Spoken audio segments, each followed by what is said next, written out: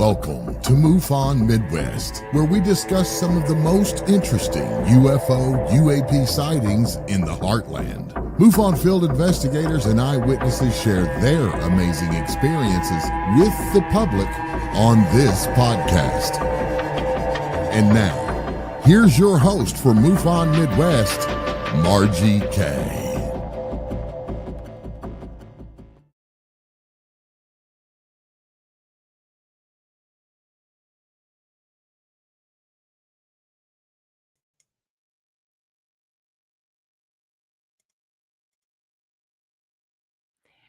Hello, everyone, and welcome to MUFON Midwest. For some reason, my picture just went out. Let me see what happens when I click on Fred.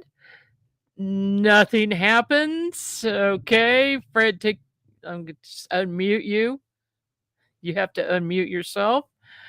Well, Mercury is retrograde right now, so I guess that's what's going on. I'm here. I see myself in the back I do too. room. Just don't see it there. I don't know what I can do here. I might have to call Race and have him click in here and try to fix this. Oh my goodness. I have not had this happen before. And we really need to have video. Yeah, that'd be really good. Yes. Because you've got some good cases. And honestly, I don't know if people can hear us as well. So let me do this. You know what? No, I think something is. Now I see something on the video. Something is going on here with the video. Somebody's being abducted. Okay. It has almost finished the video, and I think we're going to pop up as soon as that is gone. That sounds good. Something got screwy there. That's an asset I did not put up. Wow. So. Well, there we are. There we are. Okay. Sorry, folks. Right off the gate, of course, this is Mercury retrograde right now. Anyway, welcome to MUFON Midwest. And this is our first podcast. And we're going to be here every Tuesday night at 7 p.m. Central Time. And having, various guests talk about their sightings and also investigators talking about their investigations that they have worked on. And our first guest is Fred Zewe. Did I pronounce that right, Fred? That is correct. All right. I got it right for once. Fred is the Nebraska MUFON Assistant State Director since 2020. He started attending MUFON meetings in the 90s and became a field investigator in 2010. He graduated from Iowa State University in 1976 with a BS in elementary education. He taught 5th and 6th grade math in Ogden, Iowa. He worked 3 years for CNNW Railroad and then graduated from Iowa Western CC in 1982 with an AAS in electronic technology. Fred then started work in 1983 for a government defense contractor as a field engineer for E-Systems, now known as L3 Harris, in working alongside the USAF RC-135 Rivet Joint Program for 37 years. Welcome to the program, Fred. Thanks. Long debate there, yeah. Worked for the Air Force as a civilian contractor and all that good stuff, teacher, and So I went to Iowa State, grew up in central Iowa, Marshalltown, Iowa, and things of that nature. So I grew up in the boonies. I didn't know anything about UFOs, didn't know anything per se about metaphysics and all the other good stuff. And I mean, I was just your typical little bumpkin in the cornfield, so to speak. Only to come up, to start having experiences when I was like 20. Well, my first experience was back in 1975. I had missing time and a screen memory of an abduction. And way back then in Yeah. college. Yeah. Well, what happened with that? Well, I went to this street dance up in little Rhinebeck, Iowa, with my fraternity buddy, my roommate. Went to this street dance, and when we were driving home, it was an hour and a half drive home from Rhinebeck to Ames, Iowa. I was driving along. It's probably about midnight, 12:30 at night, dark. And I got this feeling of being lost. I mean, absolutely. You know, I didn't know what was going on. I know these back roads, like backside of my hand, and I'm lost. I says, then I find out I'm driving north and I need to go southwest, totally in the wrong direction, you know. So I took a left-hand turn, went down this gravel road, and as I was driving, this energy came over me, and all of a sudden I see this T intersection. Of course, I'm driving down this gravel road about 55 miles an hour, like a maniac, and all of a sudden I see this T intersection. I'm going, oh my God, we're going to crash and burn. We're going to go right through into the ditch, into the sign. So I slammed on the brake, did a perfect 90-degree turn in the road, stopped, and these two trees had fallen across the road. They were two huge trees. They're like cottonwood trees. Two, not one tree, two trees parallel each other. And I'm parallel with the trees and perpendicular to the road. And I look at Tom and says, Tom, did you see that T intersection sign? I go, no, I'm glad you did. So he didn't see what I saw and made me stop. And then we backed the car back and forth. I was so close to the trees, I couldn't even open my door. That's how close I was to the trees. Couldn't open the door. And then I back and forth, and finally got going, drove home. Tom and I never said another word. And I walked up to the fraternity house and I heard the birds chirping when we were walking in. I remember that birds chirp around 4:30, 5 o'clock. And then we left an hour and a half drive, and we left at 12:30. Oh. Yeah. Well, it ended Just up in time. the trees was the craft.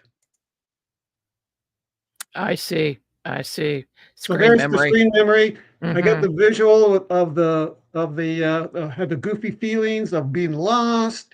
Then I had the energy coming over me. I see the projection of the T intersection sign, which stopped me. It was all programmed. And the trees, Yeah. not one tree, two trees had fallen across the road. Uh-huh. So Wow. all along, I thought it was just divine intervention. Oh no, it's an alien abduction. Yeah. Go Oh figure. my gosh. I'm glad you can laugh about it. Oh, I know. I mean, it's been a long time, going through all this stuff, And then in 1978, working on the railroad, Chicago Northwestern, that CNNW, Chicago Northwestern, and there was a lull in the time, and all of a sudden, I felt this energy come over the top of me. Excuse me. This energy comes over. This time, I'm sky high. I go kind of tell myself, I haven't done drugs like this before. I am like Mhm. just out. I'm in a euphoric state. I get this feeling and I looked up. There's this craft embedded into a big, fluffy cumulus cloud. This craft, like 40, 50 foot, regular silver saucer. I'm like looking at it. I'm looking around. It's like nobody else is seeing it. I'm looking at it. And then all of a sudden the energy kind of and then I get another download of a thought that came to me. It says, we just want to let you know that we are here. Oh. Okay. Oh, So hello. just a little hello, and then Mhm. the energy's kind of dissipated, looked around, looked back up, saucer's gone. So I was put in an Wow. altered state so I could see the craft. Yeah. Yeah. Yeah. So again, I'm Wow. being manipulated by the ETs to see this stuff. Nobody else saw it. Of course, and that's in the beginning of my two cases. It's the same sort of scenario. These two women, one was early 70s, one was late 70s. They saw these triangular craft no more than 50 feet away, levitating, coming in. One came in floating in, another one was just stationary, and she comes driving up to it. Triangular craft, no more than 50 feet away. How's that happen? And they're in their early and late 70s. These are my first two cases that I'm going to talk about tonight. Okay. How does that happen? You know, and they have nothing to do with UFOs. They don't know anything about UFOs. There's So their entire very life, they had nothing to do with UFOs, and then all of a sudden this happens. Now that is unusual. and they're very one's really Christian, the other one Presbyterian. The one gal was in the Air Force. She worked 20 years with the medical department, the medical field. And the other gal, she was a secretary. She worked for the Air Force for a bit, and then worked land management later on in her life. And then she worked for the colonel in the Atlas uh, satellites. Her husband was within the Missile Man, Missile Man 3, kind of like Silas. There's another case, my third case. So my first two cases are going to be about the triangular crafts that these two women saw. The third case is two Air Force, I should say, nuclear security guards, out in western Wyoming or western Nebraska, but eventually ended up being in Colorado. This case, and they had a non-nuclear explosion in one of the ICBM Minuteman Missile 3 silos, and a craft came over after about 3 days. And then the last case I'm going to get involved with is one of my very first cases. A couple were driving home from a tractor pull, and they went up to Benton, up from Carroll, Nebraska, up to Benton, and then Belton, I think, and then headed west on Highway 20. About 2-3 miles out, they see this blue light. The blue light there, and it came over and matched and paced. They came to the light, and then the lights reversed and matched and paced. This white light morphed into a cigar shape. A deer appeared underneath it and jumped out in front of the car and ran across in front of the car while they're doing 60 miles an hour. How's that happen, Margie? Yeah. This deer appeared out of the craft, came out of the craft, disappeared in the cornfield, then jumped in front of the car doing 55, 60 miles an hour to the left front bumper. It was right on the bumper, ran across the front of the car, down the ditch and over into the cornfield on the right side of them. And then they have, guess what? Missing time. Yeah. Yeah, absolutely. Well, I'll tell you what, why don't we go ahead and show your presentation? Alrighty. Because we have plenty of time. Okay, this is case 128977, submitted on February 17th, 23, date. Now these two cases of the triangular, they were like 6 months, 7 months between each other. One's in Bellevue, Nebraska, just down the road from me, about 2-3 miles. And the other one was in Lincoln. So this one was at time of event, it's 8:50. Here's the actual sunset. This is the civil twilight nautical, and then the astronomical sunsets. Again, it was 65 degrees out. You can see the weather there. So we're just going to read along here. This is a real quick picture.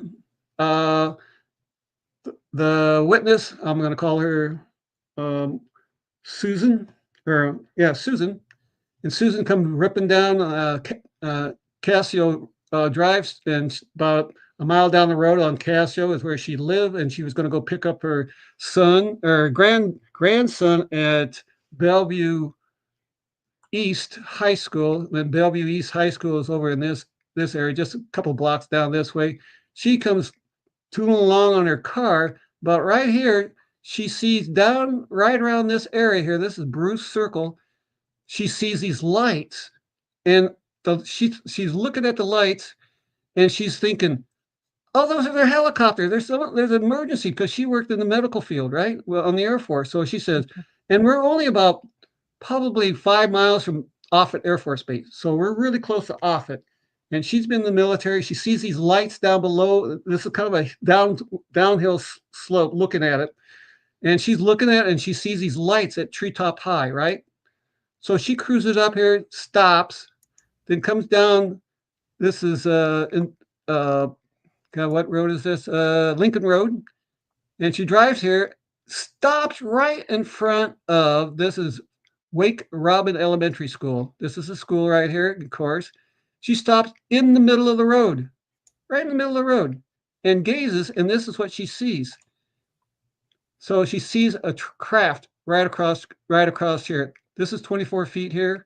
The craft was Okay, right above the trees. just so you know, Fred, we cannot see your pointer. Oh, crap. That's Yeah, bad. it's not showing up. Okay. But anyway, so from here to here, that's 24 feet on the street, from street to street. Mhm. And so the craft was up above you can see the light, the street light. It was above that and above the treetops right there. So you can see, and it's this craft was about 30 to 40 feet in size. And she's there, all right? Now I'm just going to kind of read along here a little bit. So the witness called me on March 3rd. This is really kind of bizarre too. And I had a very nice conversation. I said, it was the very first time seeing any of my prior emails. I sent her all these emails in the beginning, and it was another week. I didn't get any response from this woman. And she thought she wasn't going to hear from any of us, but somehow things worked out. I received her call that day. She was very straightforward with me in saying that she was a Christian and that her minister would say any of this UFO ET stuff wasn't the best, and for her protection to stay away from it. So here's her minister, saying stay away from the UFO. So she psychologically didn't even see my emails, right? Didn't see them. Then all of a sudden but then she said, but I know what I saw, and it's okay I'm okay with it. She and her husband did watch a recent Ancient Alien show that was featured as MUFON, and that's how she got the information to contact MUFON with her report. As she exhibited a strong Christian belief, I felt that she was being very honest with me, and I spoke with her about what she saw that day. She described to us on that day she was going to go pick up her grandson at Bellevue East High at 9 o'clock. She departed from her residence around 8:45. She drove east on Casio Drive, and then when she was just prior to the stop sign on Lincoln Road, she managed to be about 150 feet from the stop sign. That's where the witness saw the lights in the southeast direction. Even though they were incredibly bright, she still thought it could be a helicopter since it was hovering very low at treetop level. She came to the stop at the Casino Casio Lincoln intersection, took right and headed south, and then saw the lights as she drove down the road and stopped in the entrance of the Bruce Wake Robins. So this is the picture right here. So you can see Wake Robin. So she's parked right here now. She went right there across from Wake Robin where the little pointer is. Of course, we can't see the pointer. You see that, but you can see where the school is. See where the school is? Right, straight left of there. That's where the craft was at. Okay. Oh. So she drove down this Casio just further down below, and there's kind of a curved road, and then she takes a right, drives down, and stops right there. Okay, here we go. Bump, bump, bump. Then she said when she saw the hovering stationary triangular craft, she wasn't scared at all, but she wanted to be aware of all that she was seeing.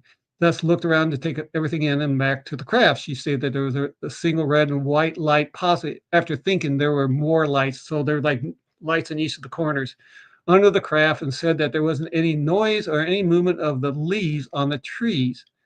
She said that the car had come up behind. Here's another thing. She said that a car had come up behind her, and she rolled down her driver's side window and pointed her arm out and pointed out the window towards the craft to alert the folks behind her. And I asked the witness if she ever saw anyone in the car, and she said stated she didn't want to get out of her car, nor did the folks behind her get out of the car. The witness stated that she observed the craft for some 5 minutes and decided to take off and go get her grandson in the high school. I thanked the witness for our short chat, and then we arranged for a personal meeting the next day. So John Barth and I the next day had a personal interview, and she drove us around, and through the Casio and so forth, and the helicopter and blah, blah, blah. The witness made a right turn, and we can go on to the next slide. And the craft was sitting over the entrance of Bruce Circle over the top of the street lights, craft edge nearly touching the tree foliage on each side of the street. The actual street measurement again is 24 feet curb to curb. She again stated that the white car came up behind her. She stuck her arm out pointing to the craft, and that no other cars came up or down the road while she was there. I asked her if she noticed the car behind her had her headlights on, and she remarked and felt that they weren't on, which at this time was getting dark out. The sunset was 8:24, and civil twilight is 8:54. This is right at the time. It's this twilight. So the sun's down 6 degrees, below. So it's getting dark. This is 9 o'clock. This is August 15th. And the nautical twilight was 9:30. It may have been dark enough with cloudy conditions that lights, headlights would have been required. I did ask her whether she had her lights on. She said that she didn't, but doesn't remember. I asked her what prompted her to leave and drive off. She stated that she felt the need to go get her grandson. I asked her if she remembers seeing or looking back at the craft, or whether the car behind her drove after, off behind her. And then she again stated that she doesn't remember looking back at the craft or what happened to it, or whether the car even drove up behind her. I get the feeling that the witness was doing a lot of internalization of what she just saw. And since she doesn't remember much after driving, and that's just that she was heading towards a high school and picking up her grandson. In my thoughts and insight, Margie, when you got a craft 50 feet from you, there's something funky going on. I think there was an abduction. She doesn't remember a whole lot.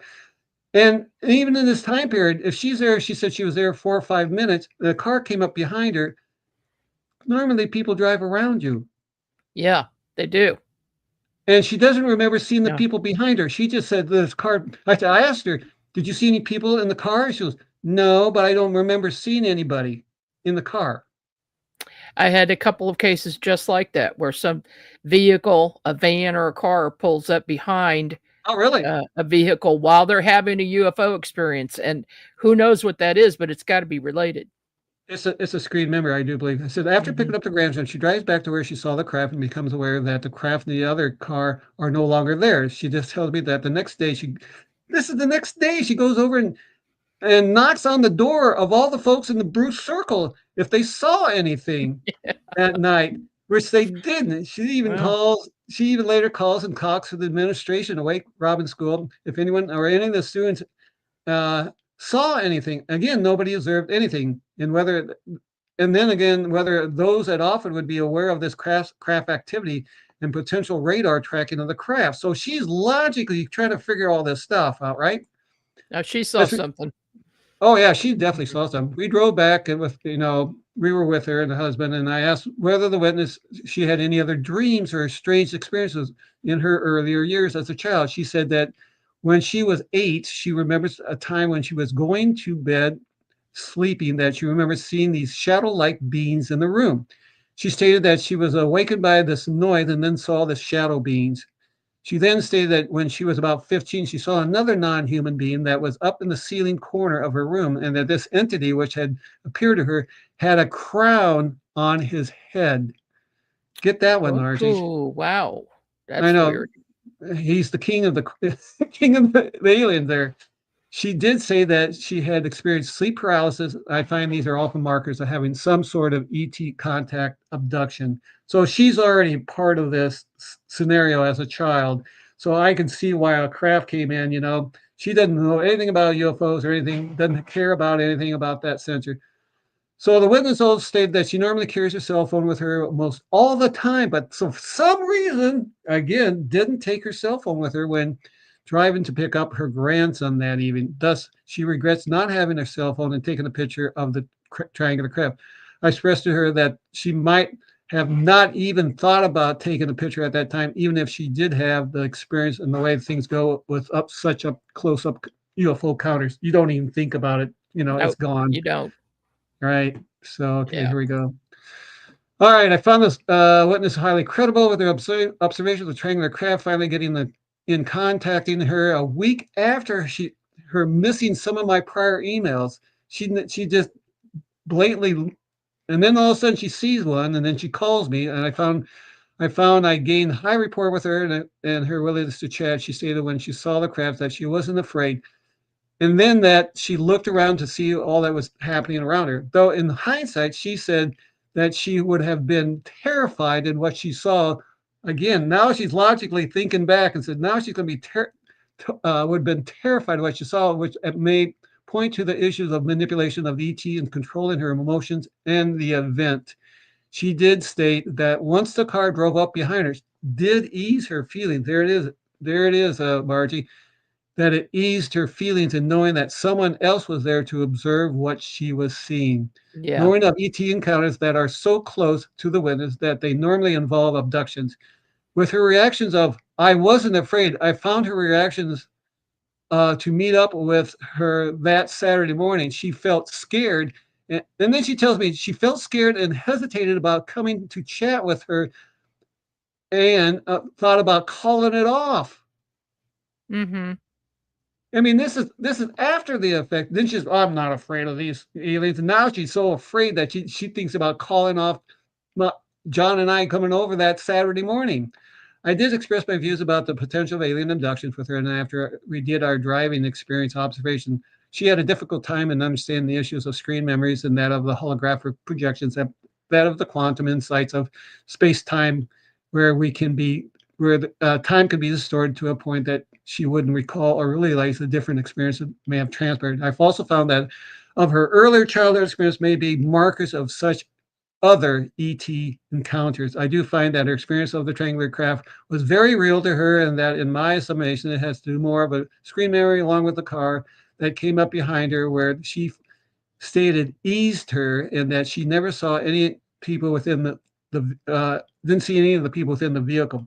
What was interesting was this distance from the witness was this 30 feet out, 40 feet up, and 50 coming back, right triangle distance from her. The craft hovered, never made any movements along with the unusual such craft encounters. So what do you think about that one, Margie? Well, that's pretty good. Sounds pretty credible too. And Absolutely. her up and down emotions, Yep. you know, maybe a little PTSD after that event. Yeah. Amazing. Okay, here's another one, another triangular craft. And this is case 131-368, submitted on June 3rd. Again, these two cases are so close together, 7 months apart in actual date of event, and the reporting is within four months. They reported it a year later or so, and they both saw kind of like that MUFON. Again, sunset was 5:40. This is in January 28th, 2022. Sunset was 4:40. The event happened around 6:10, right again at this civil twilighty type period. So I find that rather, again, it was January 28th. You'd think it'd be cold. It's 36 degrees out. 36 degrees that evening. So this is one of my cases I got written up, and I wrote it up, and they gave me the front page of the MUFON Journal of, I think it's December of 23 or whatever it is. I can't read that one. It's not awesome. there. So here it is. All right, this is an overview of what happened. Down on the left center, off to the left is Sam's or Walmart, and north of that is a Walmart. So this is Superior in Lincoln, Nebraska. This Superior Street is one of the top busiest streets in the northern part of Lincoln. You've got a Sam's and you've got a Walmart. You've got several down here on the lower left, about midway through, there's motel rooms and industrial. This is Industrial Road. I'll show you this. Here again, to the right, this is General Dynamics building. This is where this triangular craft came floating over the top of General Dynamics, this big building, and then it comes up, and she was walking up and down this industrial boulevard, and you can see what's the name of the motel there? Can you see it? No, I can't really make it out. Anyway, that's the motel she was staying right where the blue little blinker light is. I'll figure that out. And so she was walking up and down this industrial boulevard. This is where she walked up. This is in the distance. That's General Dynamics building. And she was walking up this This is going west, walking towards us. That's in the west direction. She stopped right there. She kind of sees this motion, and she turns around and she sees this craft, this triangular craft floating towards her, going over the top of General Dynamics building. You get that? Look at that. And this is where she's over here. There's the building. If you go straight across the building, right where the tree is, that's where she was standing. And the craft comes off to the left, goes over the top of General Dynamics, and probably see the power lines there. Mm-hmm. It stops there. It stops right in front of her with one of the triangular point at her, kind of dipping down at her, like, I see you. Oh, wow. How these are just totally remarkable sightings. I just can't believe that these women have these sightings. Okay, January 28th, 2020, reported witness was walking their dog about 6:10 p.m. local time on the Northern Drive of entrance of Comfort Suite Inns at University at Lincoln, Nebraska. From when the corner of her eye, she observed some movement. She turned and saw and looked over at the General Dynamics building to the east as a gray-colored triangular craft, round lights in each of the corners, moving slowly over the building. The craft continues moving west, then stops for a minute or two, some 40 feet above her. The craft then starts to move again and skims over the Comfort Suite. So it takes a left-hand turn over Comfort Suite, banks, and before it makes a 90-degree turn and moving southbound Industrial Avenue at a very fast clip. And then it disappears into a bank of odd, low-lying, luminous clouds that were backlit. Margie. Yeah, light coming out of the clouds. Seems UFOs seem to like to hide in clouds. I almost think that's a portal. Possibly. I almost think that's a portal. I said I had a very enjoyable interview with the witness on June 5th, 2023, when she was at ease and didn't have any issues in talking about the triangular craft that she had observed that January evening. She is more than happy to answer any of my questions with such a light to speak with. She stated that on January 20th, she was heading down to Florida to stay at their other home in Moorhaven, Florida. She stopped in Lincoln around 4 p.m. at Comfort Inn Suites University, where her first nightly stop of a 5-day drive. Her dog Snacks was along for the trip, and usually her sister would be with her, but because of health problems, her sister wasn't present at the time. Then she decided to go out and refuel the car, pick up some fast food for dinner, and come back to the motel. After feeding Snacks, she took the animal out for a walk around 6 p.m. Stating it wasn't terribly cold that night and was still fairly bright out, she said. I continued to walk with her, walked onto the Industrial Boulevard and proceeded along behind the motel, whereupon she then turned and headed west on the entrance road back in the front of the motel. At this point, the movement caught her eye, again observing a huge triangular craft of some type moving very slowly and pointed over the General Dynamics Armament Tech building due east of where she was standing. Okay. Fred. Yeah. You said armaments. What is General Dynamics? This whole plant. You'll hear what this plant makes. We'll get okay. Okay. The craft was dull, dark gray color and was soundless. 3 large white, opaque, bowl-shaped lights glowed at each corner of the object. The 3 lights bulged, protruded outward from the craft, and were each approximately 3 feet in diameter. There wasn't any center light, and the vertices of the craft were slightly rounded, not sharp pointed. She stated that the craft continued to move towards her, then stopped almost directly over her, hesitating. This craft comes and stops almost directly over her, and then hesitating, she said, for 1 or 2 minutes, it was perhaps 40 feet in altitude. She said one of the vertices was directly in front of her, and she described the UFO as having 2 levels with an entire height thickness of approximately 4 feet. Moreover, there appeared to be a seam between the 2 levels. She estimated that each of the sides of the craft was approximately 50 feet in length.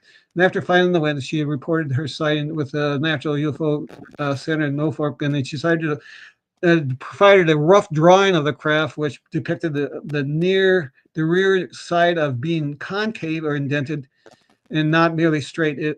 as I had originally thought. Initially, she noticed she was scared that her heart dropped, but she got a grip of herself and started to study the craft. There wasn't much to see, just that dark gray thing with 3 lights on it, no markings, standing there. And she recalled hearing that the military was rumored to be building a new aircraft, and she comforted herself with thoughts of her Presbyterian faith. Again, these 2 girls one was very religious, very Christian, and this one is Presbyterian. The triangular cast must have sat there perhaps a full minute before starting to move again, skimming just above the motel roof, and then made a sharp 90-degree turn to the left and took off, heading down Industrial Boulevard at a fast pace, disappeared in the bank of strange, low-lying, luminous clouds, which were, I can't read all this. In the rear of the craft, she observed a shine to it. That was an interesting part. And then she said, walked back to the hotel, not seeing anyone in the steps in there. She proceeded to the room where she felt rather rattled. She was rather rattled. Oh, I'll bet she was.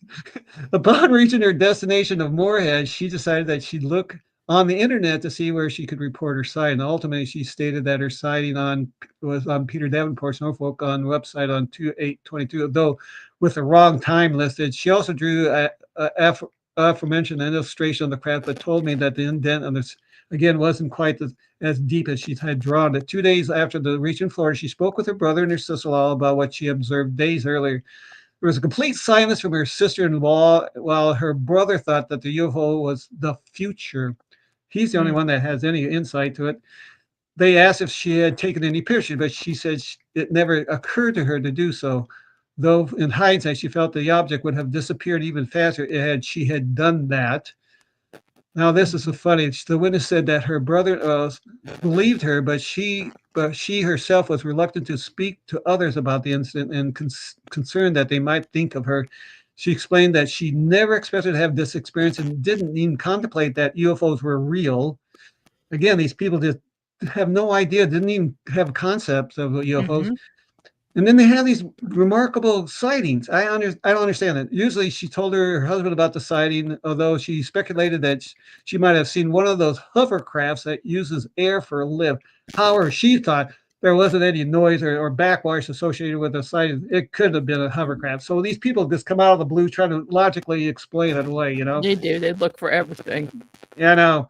On her return trip back to Cheyenne, several weeks later, she stopped at the same motel and walked over. And again, this is 2 weeks later. She drives back, the same five-day trip back to Cheyenne, and she walked over and talked to one of the security guards at the General Dynamics building. She told him that she had seen a strange aircraft going over their facility on January 28th.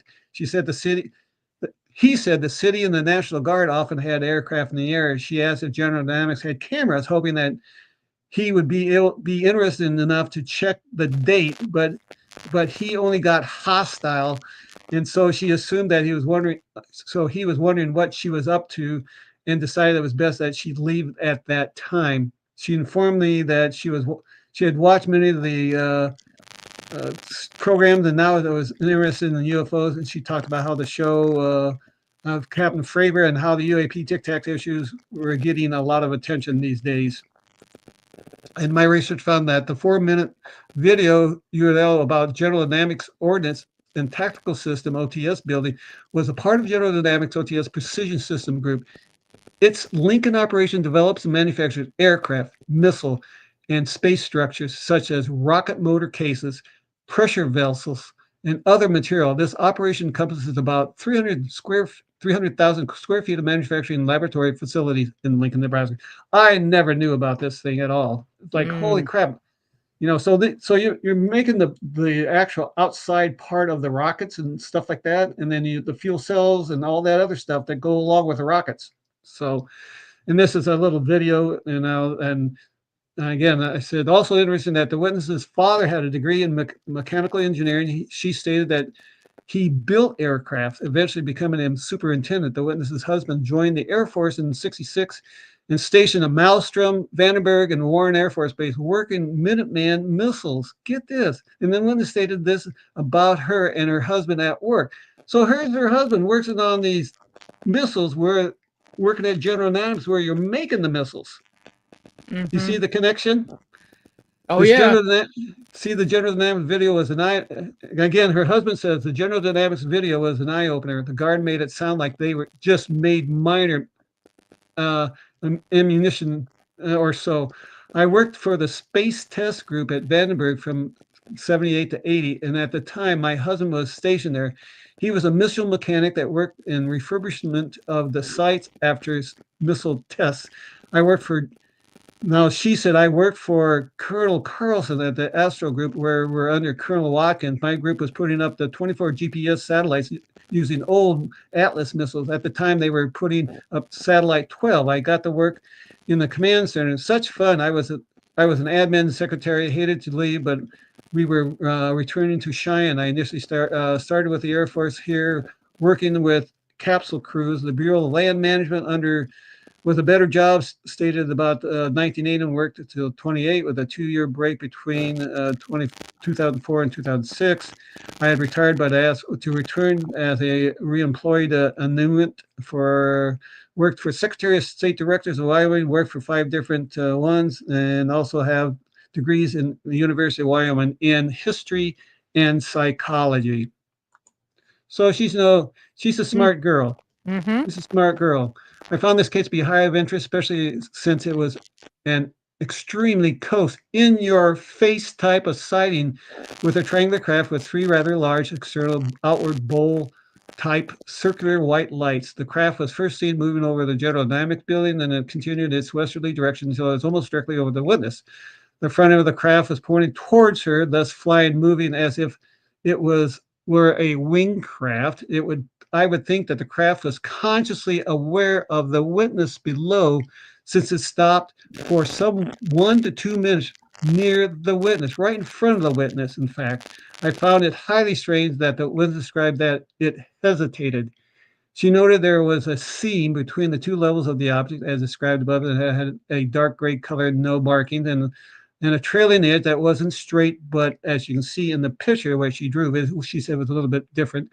As described above, it had a dark gray color, no markings, trailing edge, V shape, and per sketch. When the craft started to move away, it skimmed the rooftop of the motel and then instantly did a 90-degree turn to the left and heading south at a rapid rate, disappearing in that low-level luminous cloud as if this cloud were a distorted portal of some sort. Margie, she describes the rear of the craft as having, oops, I can't see it, but anyway, I would characterize UFOs having stopped above her for some minutes, but the witness said that it hesitated. Admittedly, the distinction between the 2 verbs is slight. She stated that she was frightened, that her heart had dropped, and when observing the craft, both normal reaction, but then got a grip thinking about the new aircraft and comforting herself with her religious faith.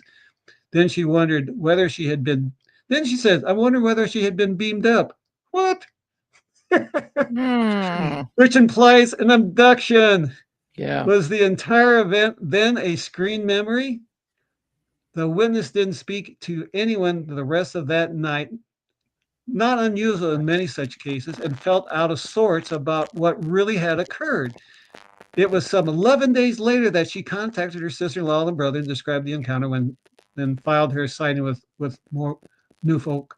I found the witness to be gutsy enough that weeks later, driving back to Cheyenne, she stopped at the same Comfort Inn suite in Lincoln, which was her regular route of travel between Florida and Cheyenne, walked across the street and spoke with the General Dynamics security guard about the possible existence of any UFO records of the event. Here again, the amount of Air Force and United States government information on various missiles and satellites and associated supervisors. Fred froze up there.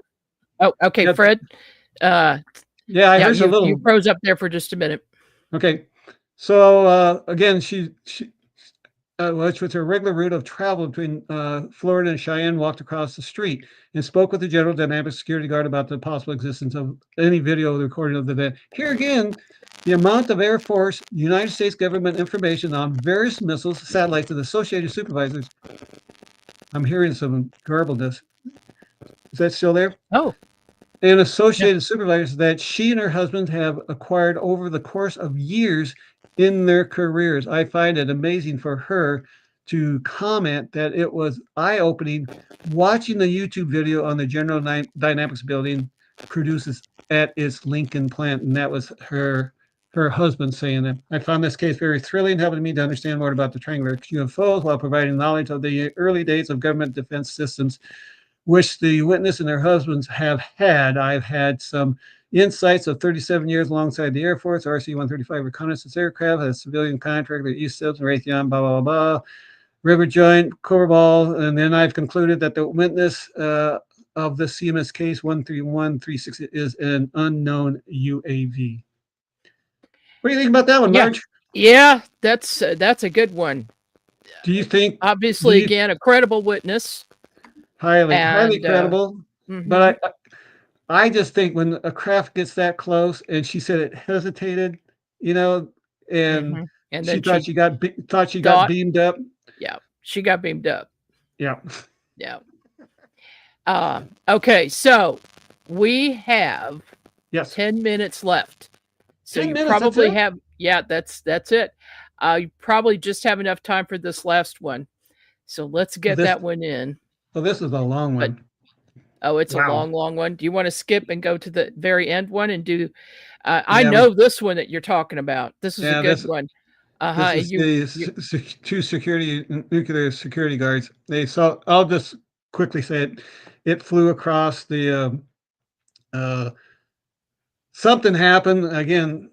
It was kind of a funky thing, and this is. Let me go back. This is. They were guarding right here, and so this is the site right here. That where they were at. Actually, it's down here in Juliet 2. You see the J1, there's the yellow line on J1. That is the MAF and the military place where they live, and then the actual sighting is J7, just to the left of J01. And so this is near F.E. Warren Air Force Base. Yeah, and Sarah and Cheyenne, very left, is where they would drive. They had to drive all the way across over to where that's Sydney, and down below.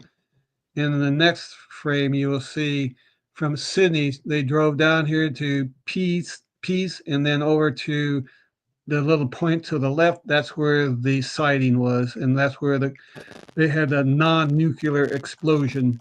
And this is the MAF. This is where these guys live. All the techs, and then there's underground bunkers down below where all the other guys work too, but the security guards kind of stay on top, and the other people stay down below. But this is a fascinating story. And let me get some more pictures here. And then I found out this cone there. What happened? And four guys were doing maintenance, and these C4 charges, which breaks the missile apart away when it's flying, so it moves off.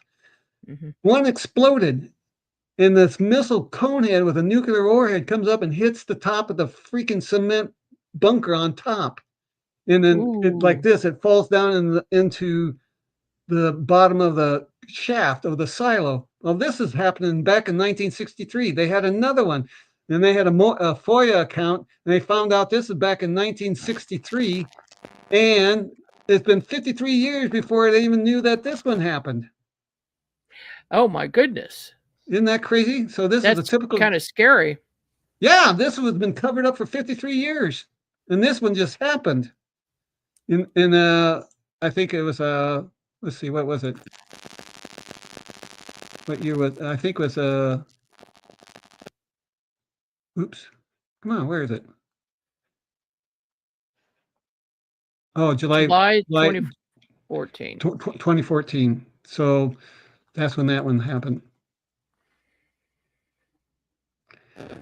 So that was it. But what happened is that the craft came in, after 3 days, and they had these government workers that came in and to do fixing up the silo and everything. And then all of a sudden this UFO comes over and comes down about 5,000 feet above them. And it starts doing this surveillance going across. It's just going across the sky within a couple of seconds, going back and forth, doing L turns and all kinds of stuff, for 45 minutes, Margie. Oh, 45 minutes. It's just not. And then what So this gal sees these guys looking out of their truck, and this gal at Warren Air Force Base says, "What are you guys doing out of your truck?" He said, "We're watching UFO." It says, I have to report this to your higher chain of command." He says, "Yeah, I know, but this is what we're seeing. We're seeing this UFO." So they're talking. This is military saying there's a UFO over this base, right? Mm-hmm. The next day, they go to bed. They work from 6 in the evening to 6 in the morning, 12, and then they get up. He gets up and has breakfast, and then he's told to come to Warren Air Force, but go back to Cheyenne because the commander wants to talk to him. So he gets on his blues, drives back an hour and a half, 2 hours back to Cheyenne. He goes into the office, and she goes, "Oh, you know that early release you wanted? Guess what? You're out of here, dude." And they kick his ass out with a general discharge, And again, a week prior to the event, he was denied that he had signed up for early release and was denied. And then he has a sighting. And 12 hours after he saw this, he gets booted out of the Air Force. Isn't that crazy? But that was that in a quick moment.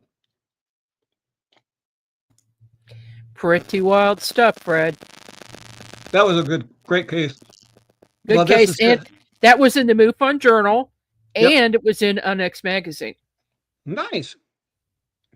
Well, this is one of my very first case, 76587. July. It happened in July in 2010.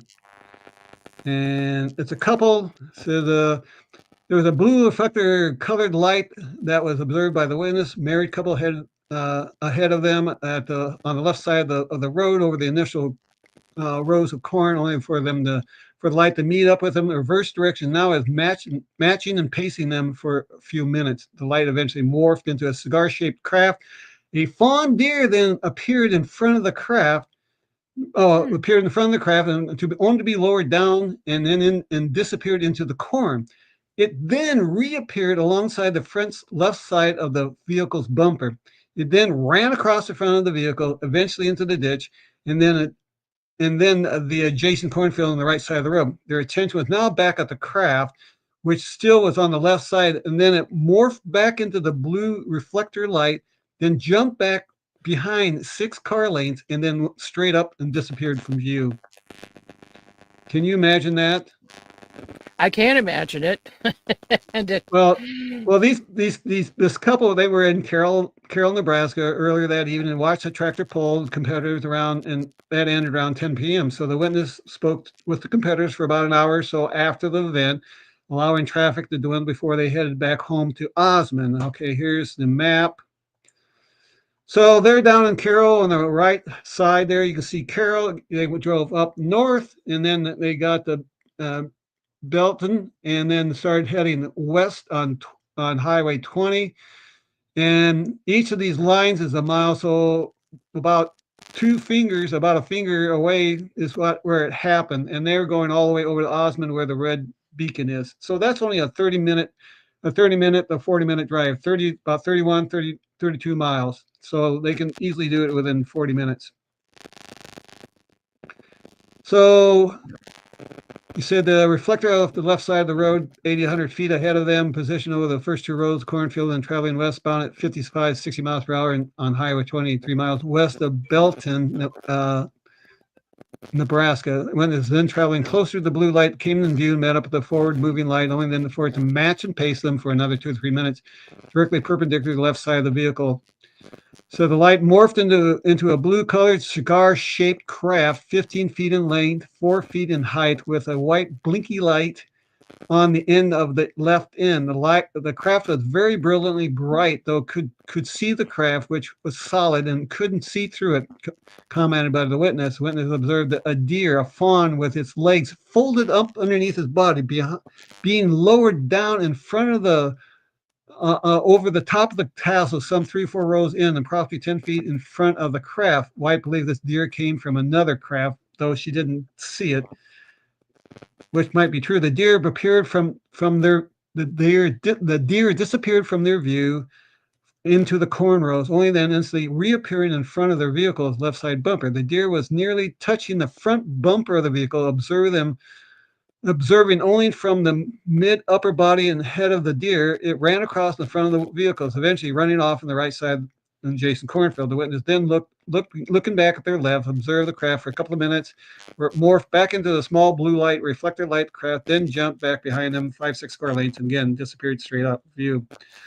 I said I found the witness highly credible, reporting their experiences that early morning of January 6th, talking to the married couple that had other UFO sightings. Husband witnessed the Phoenix Light phenomena, where he was observed directly overhead, some 200 feet above them, observing these 6 or 7 lights for the next 45 minutes there in Chandler, Arizona, and then his wife having had UFO sightings with her mother, and then of 9 there in Sioux City. Let me get the next. Well, Fred, we're out of time. Yep. But here's the drawing of. But here's the picture.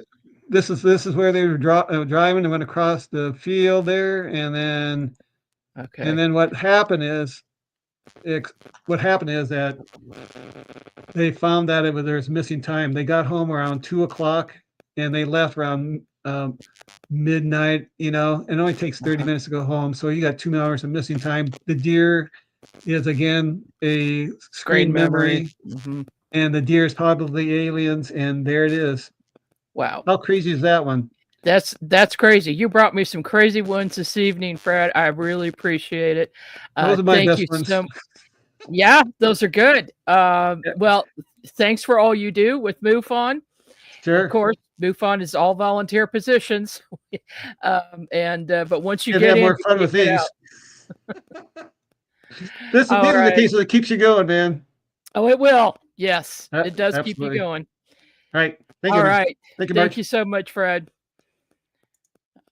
Well, folks, okay, we got through this very first show for MUFON Midwest, and I hope we'll see you here again next Tuesday night at 7 p.m.